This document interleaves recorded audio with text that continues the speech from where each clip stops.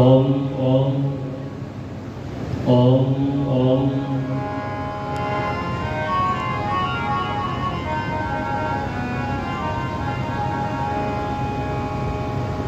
आइए एक बार सभी अपने स्थान पर सीधे होकर के बैठेंगे और पवित्र ओम का उच्चारण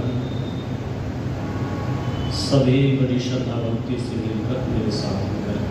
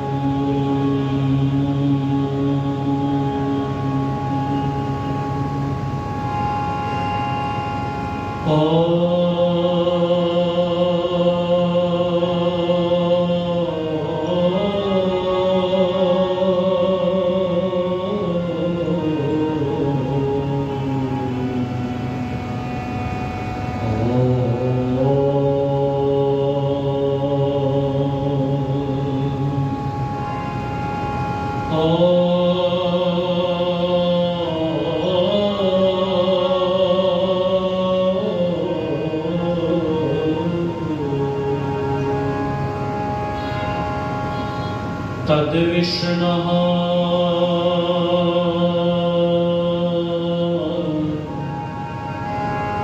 परमं पदम्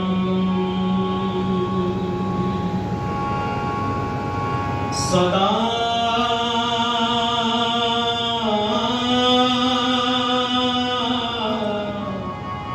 पश्यन्ति सूरयः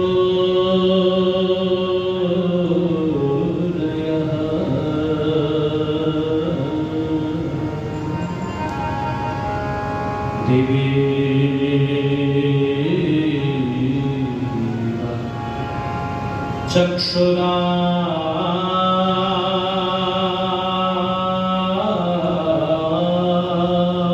चक्षुराततं त्वमेव माता च पिता त्वमेव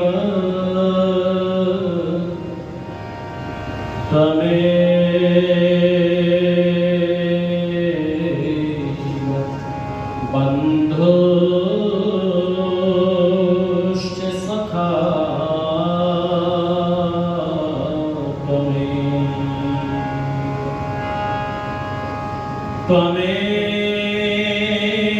त्वमेव विद्या द्रविणं त्वमेव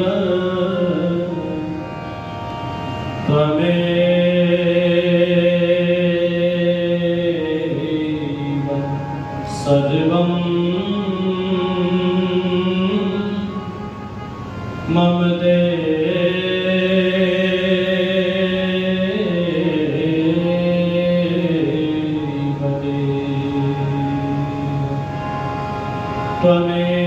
त्वमेव सर्वं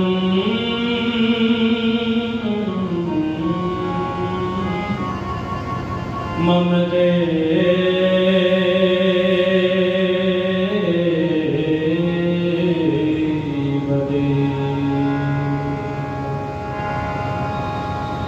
दिन को जिसे चैन था न रात को आराम था।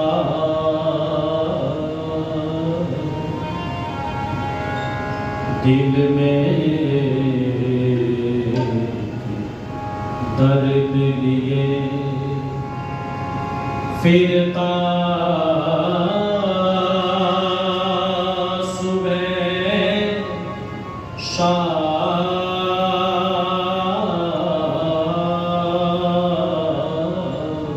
था।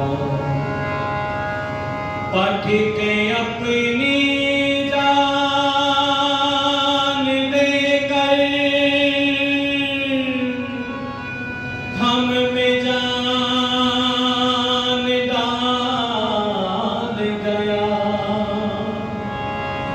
उसका स्वामी दयानंद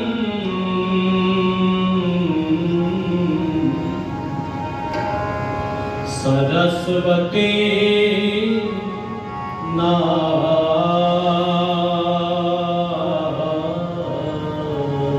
था। जब इस भारत का बेड़ा मझधार जा रहा था, तो गुजरात की तरफ से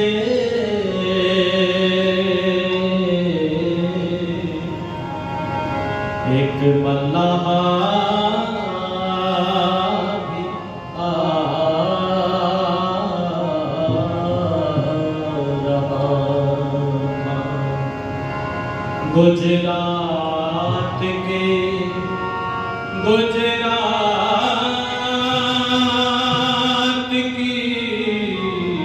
तरफ से एक मल्लाह भी आ रहा था। बेड़ा मच रहा था और नाव बड़ी टूटी फूटी सी थी, लेकिन इस नैया को पार लगाने वाला खिवैया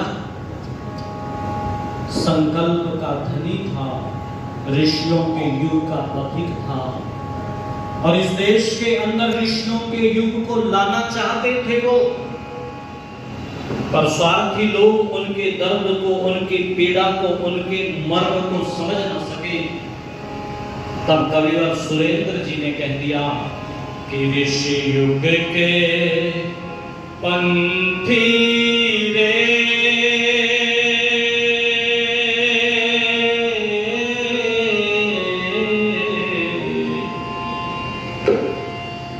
तेरा दर्द न जाना कोई, तेरा मरम न जाना कोई। ऋषि युग के पंथी रे,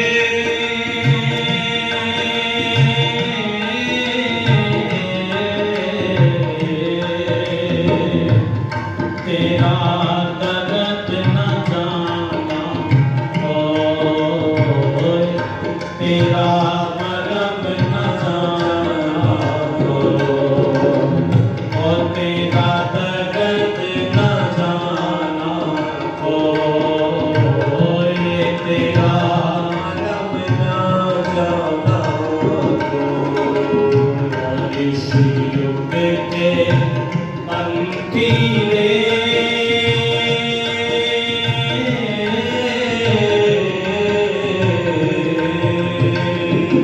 तेरा दर्द न जाना कोई, तेरा मरम न जाना कोई, तेरा दर्द न जाना कोई, तेरा मरम न जाना कोई। लौट रहे थे चोर बजरिया, तूने बचाई आके नगरिया रे। लूट रहे थे चोर बजरिया, तूने बचाई आके नगरिया रे। उसके बदले क्या कुछ पाया, उसके बदले क्या कुछ पाया, गाली पत्थर हो। तेरा दर्द न जाना कोई, तेरा मरम न जाना कोई। ऋषि युग के पंथी रे,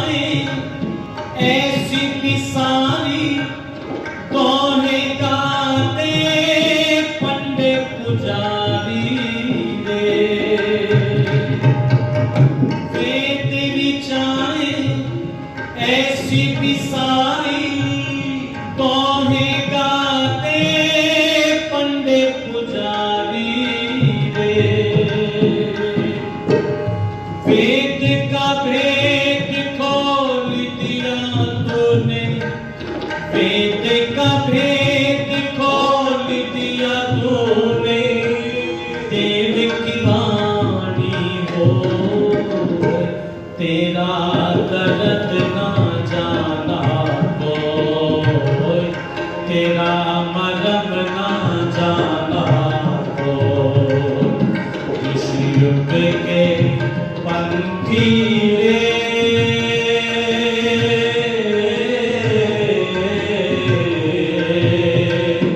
तेरा दर्द ना जाना कोई, तेरा मरम ना जाना कोई, तेरा दर्द ना जाना कोई, तेरा मरम ना जाना। नारी का सत्कार कहाँ था, पढ़ने का अधिकार कहाँ था रे। नारी का सत्कार कहाँ, पढ़ने का अधिकार कहाँ था रे। ओ नारी का सत्कार कहाँ था, पढ़ने का अधिकार कहाँ था रे। गंगा किनारे देख के दुखिया, गंगा किनारे देख के दुखिया, फूट फूट कर रो, तेरा दर्द न जाना कोई, तेरा मरम न जाना कोई। इस युग के पंथी रे,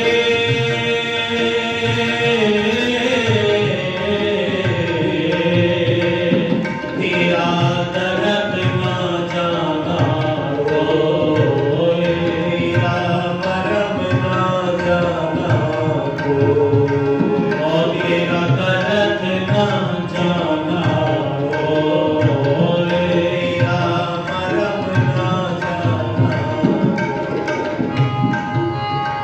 हमने उसकी एक न मानी, रोते हैं सुने ऋषि की कहानी रे। आगे उसकी एक न मानी, रोते हैं सुने ऋषि की कहानी रे। आई अंधेरी रात दीवानी, आई अंधेरी रात दीवानी, सूरज दिया रखो, तेरा दर्द ना जाना कोई, तेरा मरम ना जाना कोई, तेरा दर्द ना जाना कोई, तेरा मरम ना जाना कोई। ऋषि युग के पंथी रे,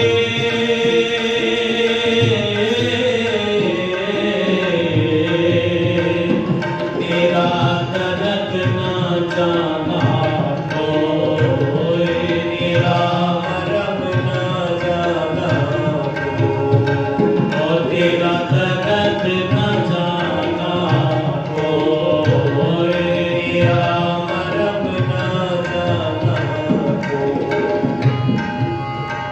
आज अमर है उनकी निशानी, रोते हैं सुने ऋषि की कहानी रे।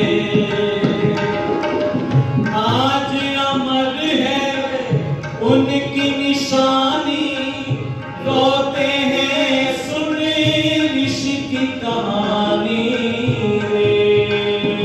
ओ आज अमर है उनकी निशानी, रोते हैं सुने ऋषि की कहानी रे। नहीं विचारा कभी सुरेंद्र, नहीं विचारा कभी सुरेंद्र पछताए क्या हो, तेरा दर्द ना जाना तो तेरा मरम ना जाना तो। ऋषि युग के पंथी रे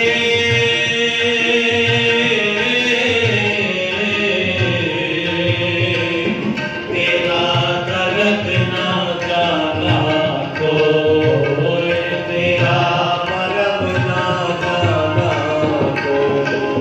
ओ तेरा दर्द ना जाना तो तेरा मरम ना जाना तो तेरा दर्द न जाना तो तेरा मरम न जाना तो तेरा दर्द न जाना तो तेरा मरम न जाना तो तेरा मरम न जाना तो तेरा मरम न जाना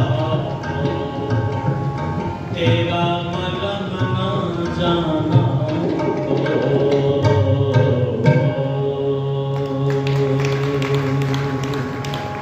बोलिए महर्षि देव दयानंद जी महाराज की जय हो। उस परम पिता परमेश्वर को धन्यवाद ऋषिवर के प्रति कृतज्ञता ज्ञापित करने के पश्चात मेरठ की क्रांतिकारी धरा से हमारे मध्य में समागत आर्य जगत के बहुत उच्च कोटि के विद्वान ऋषि दयानंद सरस्वती जी महाराज की उत्तराधिकारिणी सभा परोपकारिणी के यशस्वी पूर्व प्रधान और वर्तमान में मुख्य संपादक पूज्य आचार्य डॉक्टर श्री वेदपाल जी के श्री चरणों में मैं वंदन करता हूँ। एक बार जोरदार करतल ध्वनि से उनका अभिनंदन आप सभी कीजिएगा। मंच पर विराजमान अपनी आर्य समाज के यशस्वी धर्माचार्य पूज्य आचार्य श्री कर्मवीर शास्त्री जी और हमेशा अपनी स्नेहिल दृष्टि से मुझे सराबोर करके रखने वाले बड़े भ्राता पूज्य आचार्य डॉक्टर श्री प्रमोद योगार्थी जी, हमारे मध्य में विराजमान अपनी इस आर्य समाज के यशस्वी प्रधान आदरणीय भाई श्री देवेंद्र सैनी जी, आर्य समाज के माननीय महामंत्री आदरणीय श्री नरेंद्र पाल मिगलानी जी, कोषाध्यक्ष आदरणीय भाई श्री मलिक जी, और मैं देख रहा हूँ हमारे मध्य में बड़े ही श्रद्धावान व्यक्तित्व आदरणीय श्री महावीर आर्य जी हमारे मध्य में हैं। कई वर्ष पहले आपके गांव में मुझे जाने का अवसर मिला था, वो यादें हमेशा वर्तमान रहती हैं। हमारे मध्य में हैं आर्य नगर से हमारे मध्य में एक पूरे का पूरा आर्य परिवार आदरणीय श्री सीताराम आर्य जी हमारे मध्य में हैं। आदरणीय भाई श्री राजेश जी हमारे मध्य में, ठीक रह जाऊंगा भ्राता जी नाम विनय मल्होत्रा जी हमारे मध्य में हैं। भाई अवनीश जी हमेशा साई की तरह से मेरे साथ रहते हैं, जिनकी अंगुलियां तबले पर नृत्य करती हैं। आदरणीय श्री महेंद्र जी हमारे मध्य में हैं और आज प्रातःकाल में नहीं था तो मेरी छोटी बहन कल्याणी जी ने, क्योंकि कई बार जब बहन को भाई की आवश्यकता होती है तो भाई अपना सर फंसाने को तैयार रहता है।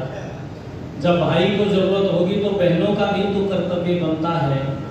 तो मेरी छोटी बहन सुबह आई थी और ये उनका पूरे का पूरा याजक आर्य परिवार बैठा हुआ है। बहुत बार आपके परिवार में मैं गुरुजी से कमरे में बैठ कर के आपके परिवार की स्तुति कर रहा था कि कैसा आर्य का परिवार होता है, देख करके पता लगता है। उपस्थित सभी धर्म प्रेमी बंधुओं, पूजा व सत्कार के योग्य वंदनीय मातृश्री, बहुत अच्छी चर्चा मेरे से पूर्व पूज्य आचार्य श्री कर्मवीर शास्त्री जी से आप सुन रहे थे। आइए मैं अपने आप को उनसे संबद्ध करता हूं। वो चर्चा कर रहे थे कि ये देश कैसा था। वो बता रहे थे कि जहां डाल डाल पर सोने की चिड़िया करती थी बसेरा, वो भारत देश था मेरा, वो भारत देश था मेरा। मैंने मेरे बचपन में एक बात सुनी थी कि इस देश के अंदर एक पारस पथरी पाई जाती थी, और उस पारस पथरी की विशेषता यह थी कि यदि उसका स्पर्श लोहे से करवा दिया जाए तो लोहा, जोर से बोलो, क्या बन जाता था? एक बार और जोर से बोलो, सोना बन जाता था।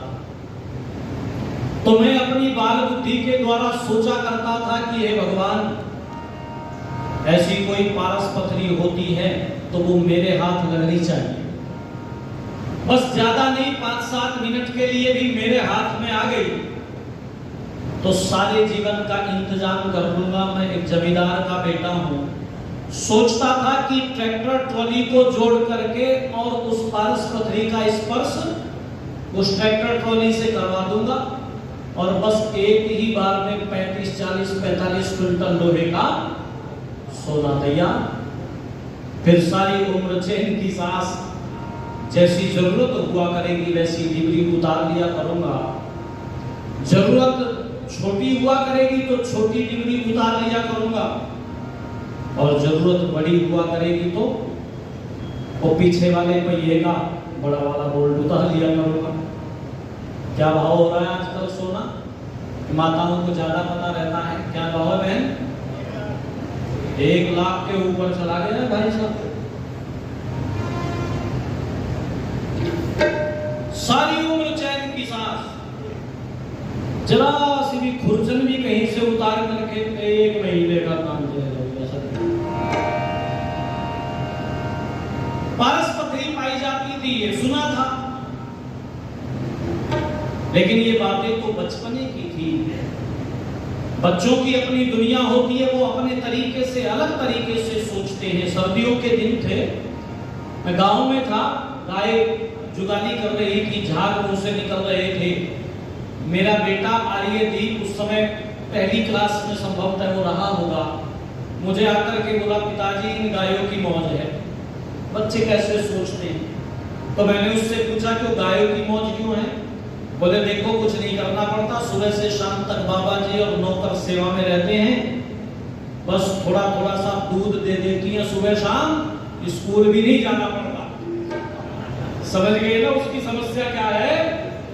वो अपने तरीके से सोच रहा है कि मेरे को तो सुबह स्कूल जाना पड़ता है, इनको कहीं नहीं जाना पड़ता, पूरे दिन सेवा में लगे रहते हैं। तो बच्चे अपने तरीके से सोचते थे, मैं भी अपने तरीके से सोचता था। बड़े हुए, इन विद्वत जनों के श्री चरणों में बैठे मैं ऋषि प्रवर देव दयानंद सरस्वती जी महाराज के पावन सानिध्य को प्राप्त किया। तो सुनो आर्यों, ऋषि दयानंद सरस्वती जी महाराज ने उस पारस पथरी की चर्चा अमरग्रंथ सत्यार्थ प्रकाश के अंदर की है, और कौन से समुल्लास में की है? 11वें समुल्लास में ऋषि दयानंद चर्चा कर रहे हैं, और ये कह रहे हैं कि ऐसी कोई पारस पथरी इस देश के अंदर पाई जाती थी जिसका स्पर्श करा देने से लोहा सोना बन जाता था। यह बात तो झूठी है, ऐसी कोई पारस पथरी नहीं पाई जाती। लेकिन अगली पंक्तियां जो मेरे गुरुदेव ने लिखी, उन पंक्तियों को पढ़कर के मस्तक स्वाभिमान से ऊंचा हो गया। ऋषि लिखते हैं कि ऐसी कोई पारस पथरी पाई जाती थी जिसका स्पर्श करा देने से लोहा सोना बन जाता था। यह बात तो झूठी है, परंतु हाँ, यदि ऐसी कोई पारस पथरी था तो कोई और नहीं, मेरा ये भारत देश ही वह पारस पथरी था जिसके सानिध्य को प्राप्त करके लोहे की तरह से जगत विदेशी लोग अपने जीवन को सोने की तरह से कीमती बना करके लौटा करते थे। मेरा ये भारत देश ही वह पारस पथरी था। सारी दुनिया का, सारे विश्व का गुरु कहलाता था ये देश। सारी दुनिया के लोग शिक्षा ग्रहण करके जाया करते थे, चरित्र की शिक्षा लेकर के जाया करते थे। चरित्र की शिक्षा लेकर जाया करते थे। और बड़ी प्रासंगिक है ये पंक्तियां